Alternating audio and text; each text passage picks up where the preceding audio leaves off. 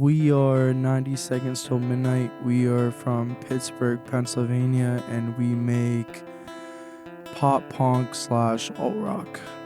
Awesome. All right. Okay, so the first question I have is about your band name specifically. So is it actually related to the doomsday clock, which is how close we are to global collapse of society? It was moved to 90 seconds in 2023, but even bleaker, today it's at 85 seconds. So if yes, what inspired you to use that as your band name? So I have, it just sounds so stupid, I have really bad anxiety.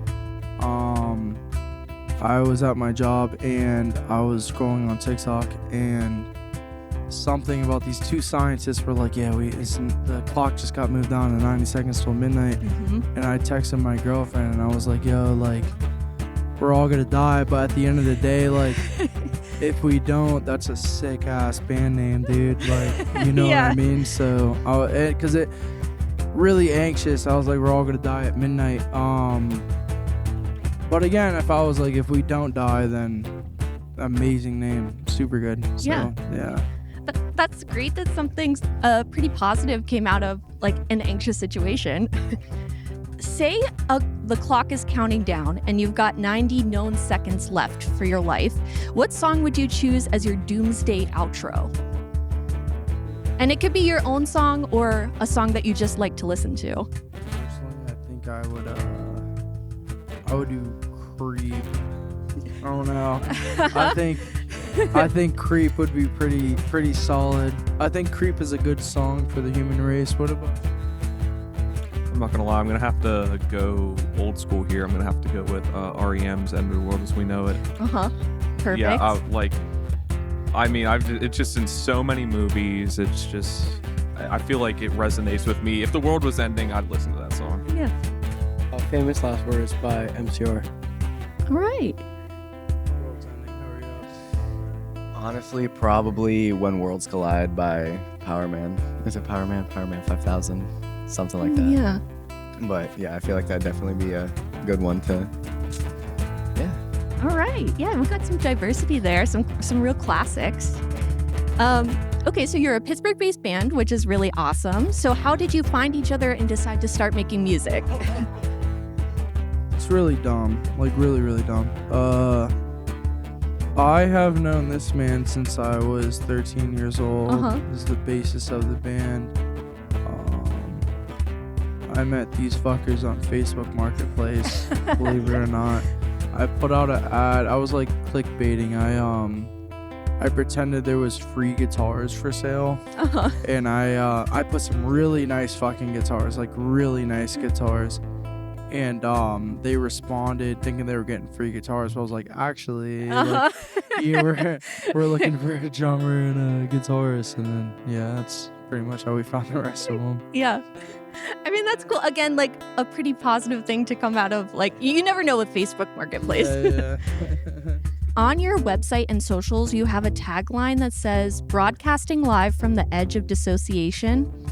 So the first part of my question is, can you talk more about where that, like, what does that mean and where did it come from?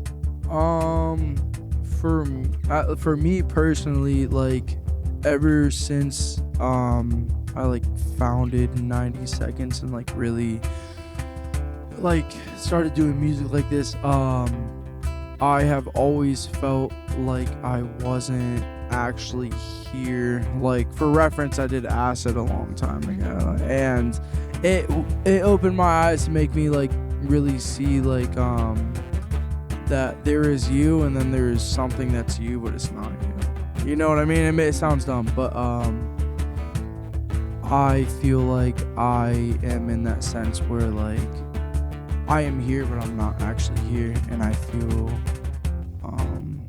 I don't know. I feel like I'm just like kind of a shell of emotions, and I'm trying to portray that. I can't speak for all the other boys, but that's basically what I think of when I think of 90 Seconds. Like, Yeah. you know what I mean? Yeah.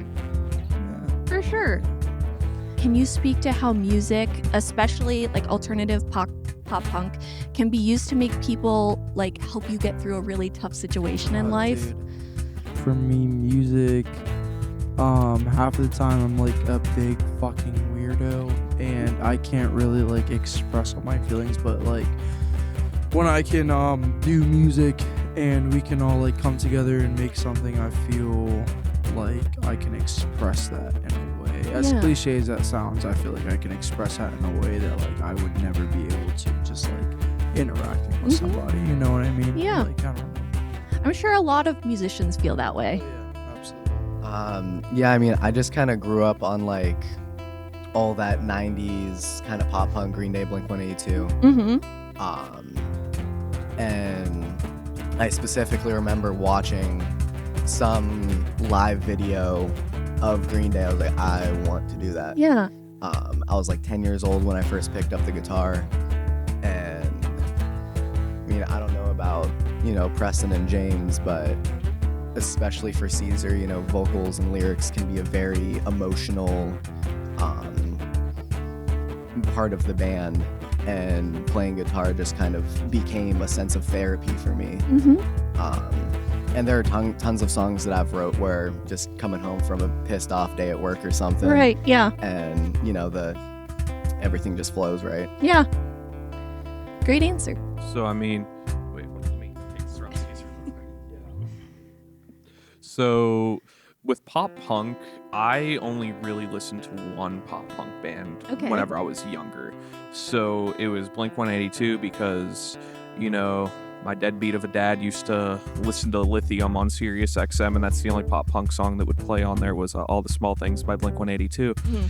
And then I kind of like expanded upon that, and I got into their entire discography, and Travis Barker is the whole reason I play drums. I mean, I remember being 7 years old and being like, I want a drum set because I want to be like Travis. Yeah. And my first Blink song that I literally just sat down for hours trying to get through the mastermind of what Travis was doing. And I learned my first song from Blink that I learned was Adam's Song. And 2023, all within a week, I had to deal with a breakup. I had to go see my father in court, and my mother died all in the same week. So Adam's Song was the song that was like, damn, I know Mark Hoppus went through it. So, I mean, yeah, that's pop punk for me. And then obviously, I mean, Red Jumpsuit Apparatus is another one that stands out to me. Green Day, Sum 41, even though they just broke up, I really wanted to go see them play. Yeah. So my next question is, the song you performed here today for Blossom Sessions is called Fort Pitt Tunnel. And the Fort Pitt Tunnel itself is very iconic, not only to locals, but it also had a spotlight in the book, The Perks of Being a Wallflower, which was later adapted to film. That's the moment when the characters feel, infinite. So the first part of my question is, did this inspire your songwriting at all? And then the second part is, what does this song mean to you? So when I was writing it, me and my ex got in a very big argument going through the Fort Pitt Tunnel, and she kicked me out of her car going through the Fort Pitt Tunnel, and I got to know the Fort Pitt Tunnel very well. Started walking through it, and then he did pick me up close to that. I was walking. I remember getting out of the car. And I was like, "Holy shit! I'm in a fucking tunnel right now." And like looking up, and like it was like 3 o'clock in the morning, dude. So like at the end of the day, like nobody was there, but it was still like I'm walking through a fucking tunnel right now. But I remember thinking about Perks of Being a Wallflower. Yeah. And I don't know, like going through that tunnel. Not even because of that argument, but like it's a very gorgeous view. Like the city like smacks you right in the faces. Like if you're visiting Pittsburgh, like so many people talk shit because they're like, I didn't even see the city, but like that's because they left the airport and didn't go anywhere, you know what I mean? Like you drive through the Fort Pitt Tunnel, it's smack to the face, like it's right there. But yeah. Another thing I would like to personally add about that song, obviously we played a little more mellowed out version here. But if you're listening on the actual record, you can feel and hear those very aggressive jumps between the clean acoustic part and when we kick in. And I definitely feel like that can represent, I know a lot of people were talking about it with the draft a couple weekends ago, with how you get out of the Fort Pitt tunnel, boom, the city's right there. You have like 30 seconds to choose what exit you're going yeah, on. And it's if very not- overwhelming. Yeah. I mean, Fort Pitt Tunnel was the first song whenever I was with 90 Seconds. Like, it was Caesar's like, oh yeah, we're gonna record this song, like whenever it was like October 2025 or something like that. Yeah. And when did that come out? Did that come out in January? Oh no, like right as I joined the band, that song was coming out, and that's why it holds so much significance to me. Also, Perks of Being a Wallflower is like my favorite film of all time. Yeah. I love that movie. For me personally, I remember when he wrote this song, he was at my place because I live very close to the Fort Pitt Tunnel. Oh, cool. So yeah, he was kind of having his situation, I was having my situation, and we both kind of were talking about it, and we kind of, started going back and forth with lyrics, and I started playing bass, he started singing, and that's, kind of how it went from there. Yeah, channel it into a song. Pretty much, yeah. Yeah. Cool. All right, so my next question is, what is next for you all? Do you have more live shows? Are you writing new music? We have tons and tons. It's actually a problem. There's not enough money to fund it, but we have tons of new music ready to come out. We have very, very big plans. We want to do like a mini tour fairly soon, if not this at the end of this year, maybe like next year. You know what I mean? But our biggest goal, I can't speak for the boys, but for me, would for us to be playing at the Thunderbird Cafe in Lawrenceville. It's just a nice ass venue, really, really nice, and for us to get some cool ass merch. Yeah. Yeah, that's pretty much it. Yeah, I mean, definitely this little mini tour. It'd be nice to go through PA into Jersey and maybe a hair into New York.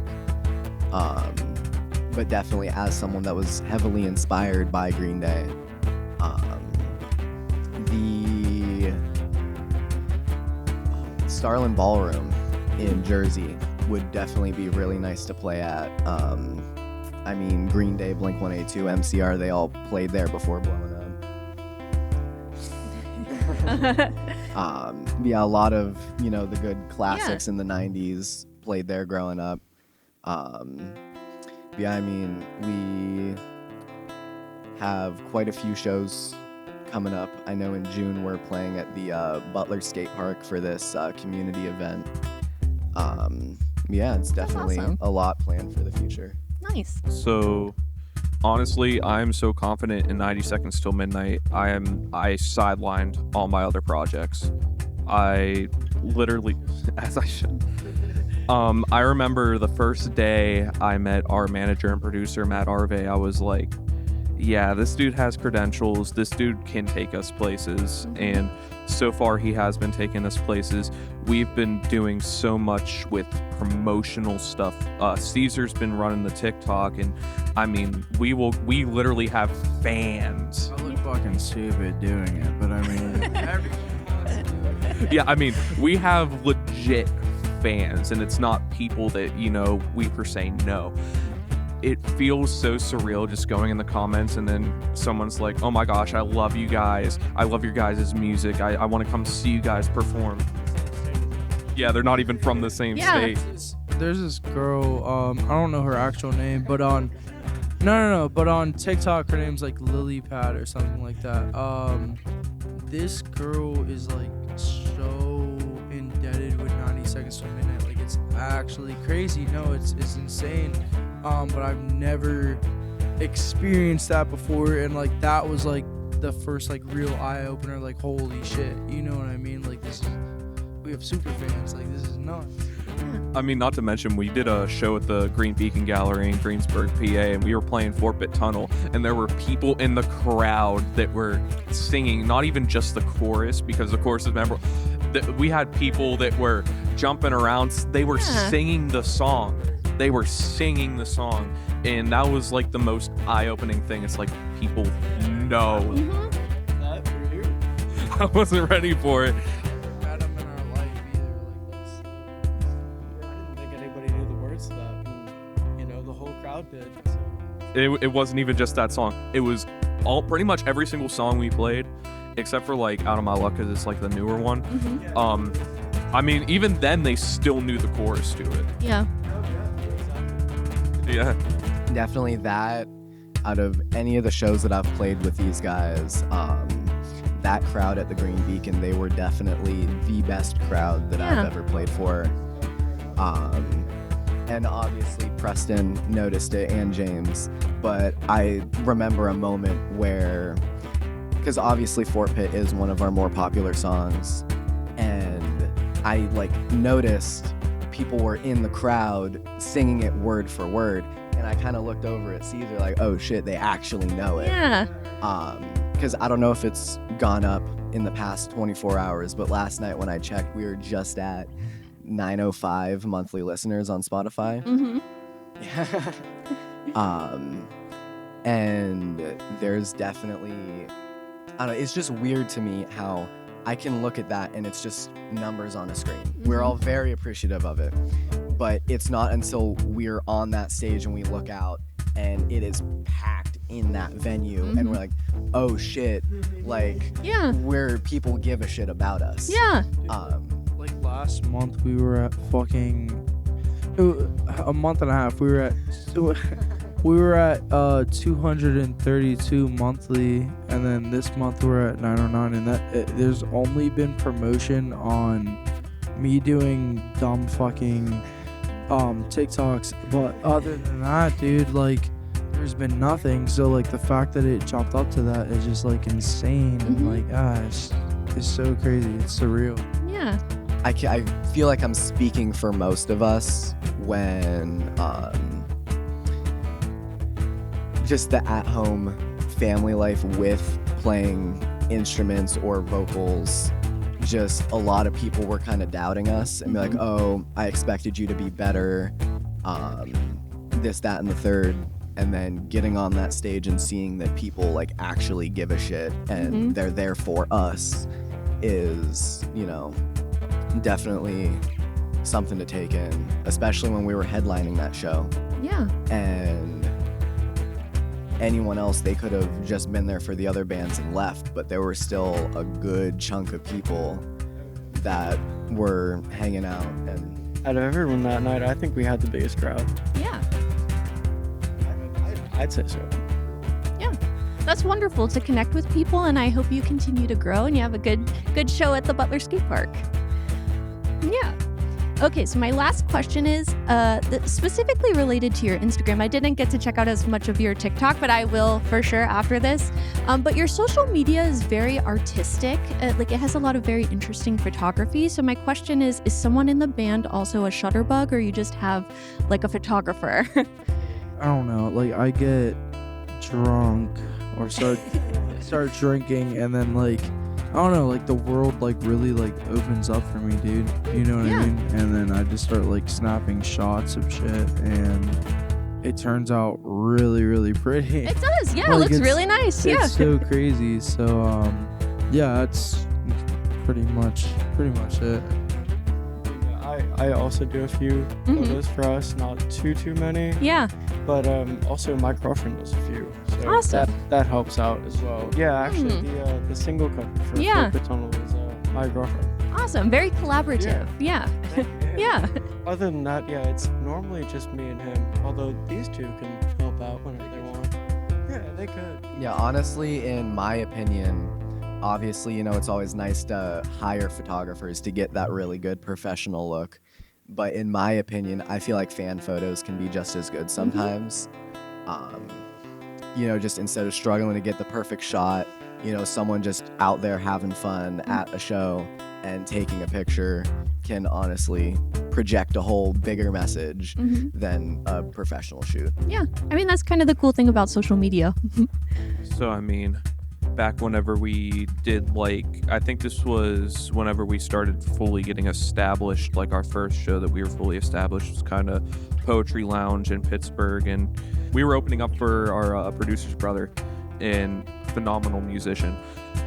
And we had I think our first interaction with a professional photographer, Iceberg Photos, did us perfect. Shout out Link. And also, I mean, we had camera guy Cam do stuff for us, and we're thinking about actually, I'm pretty sure. But we're thinking about getting Rel as our full-time photographer. He took photos for us today, and we're like, yeah, I think we want him full-time. I'm a big I don't know if everyone who's watching knows who the fucking 1975 is, but they do a lot of black and white photos, and that's what we've been doing for our page. Not even following them, it just looks fucking nice. But he took some fucking nice black and white photos. I can't. Yeah. It's very nice. Shout out all the photographers out there. Yeah. And also, thank you for finding me on Facebook Marketplace. But this is the last question. Yeah, that was right? the last Oh, yeah. question. So we are 90 Seconds Till Midnight. I am Caesar, the lead singer. This is James, the bassist. That's right. Yeah, alright. And then this is fucking Preston, the drummer. And this is Donovan, the guitarist. This is Blossom Sessions. Very fucking cool. Extremely fucking cool. I did like 8 takes because I thought I sounded like shit. But very cool spot. You guys, it's really nice. Really nice. Really nice. Awesome. Thank you so much.